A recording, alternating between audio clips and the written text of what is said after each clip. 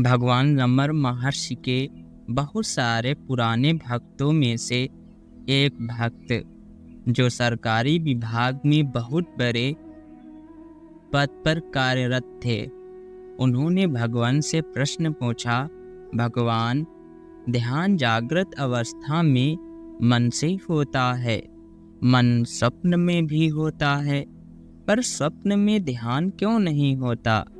क्या ऐसा संभव नहीं है?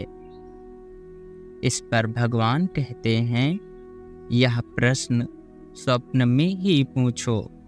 उसके पश्चात भगवान मौन हो गए तथा कुछ समय पश्चात अपने मौन को तोड़ते हुए कहने लगे, अभी तुम्हें ध्यान करने के लिए तथा तुम कौन हो यह खोजने का निर्देश हुआ है।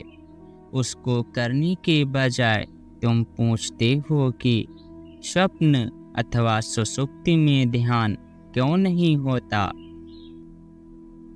यदि तुम यह जान लो कि जागृत अवस्था किसको है, तो यह स्पष्ट होगा कि स्वप्न तथा सुषुप्ति भी उसी के लिए है। तुम जागृत, स्वप्न तथा सुषुप्ति के साक्षी मात्र हो। वास्तव में ये अवस्थाएं तुम्हारे समक्ष ही होती हैं।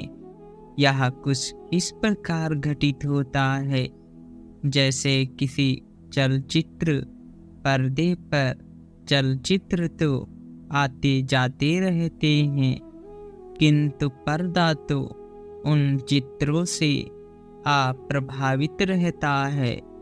यदि अग्निरूपी चलचित्र पर्दे पर प्रदर्शित हो तो इस अग्निरूपी चित्र से पर्दा जरा सा भी नहीं जलता है।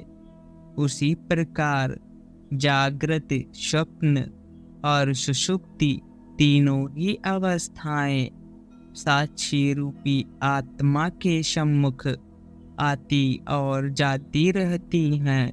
इन अवस्थाओं से आत्मा जरा सा भी प्रभावित नहीं होता है। वह आत्मा ही तुम हो। मन क्या है?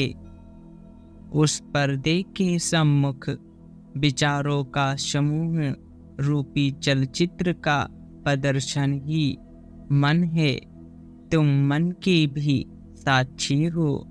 अन्यथा कौन कहता है कि मन मुझे दुख दे रहा है? कौन कहता है कि मन बहुत अधिक चंचल है? इससे स्पष्ट होता है कि मन और मैं दोनों ही एक दूसरे से पृथक हैं। अन्यथा मन को कौन देखता?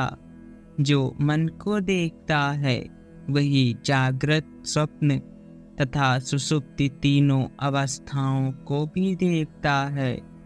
क्योंकि अब तुम ध्यान से बाहर हो, इसलिए ये प्रश्न उदय होते हैं। ध्यान में लगे रहो और देखो क्या ये प्रश्न अब भी उदय होती हैं। ध्यान ही तुम्हारी वास्तविक अवस्था है। ध्यान तैल धारावत बहता है। उस ध्यान से जरा सा भी ना डिगो तो कोई दुख नहीं, कोई सुख नहीं, केवल शुद्ध परमानंद है, सच्चिदानंद है। हरि ओम तत्सत।